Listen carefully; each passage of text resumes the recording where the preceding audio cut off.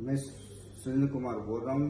ये मेरा पुत्र है दीप कुमार वर्मा। इसके 8-9 महीने से खांसी चल रही थी, तो कई डॉक्टरों के पास गया, कई 8-9 डॉक्टरों के पास गया, जो कि किसी ने दमा बताया, किसी ने सांस की बीमारी बताई।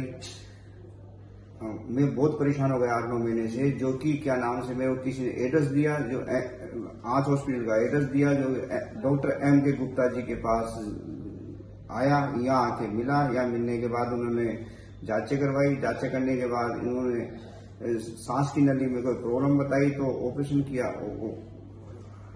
दूरबीन का ऑपरेशन करवाया, जो कि उसमें मूंगफली का छिलका निकला। मूंगफली के छिलके में जो कि आज मेरा बच्चा बहुत स्वस्थ और सही है, न तो कोई खांसी चली, न कोई कुछ हुआ।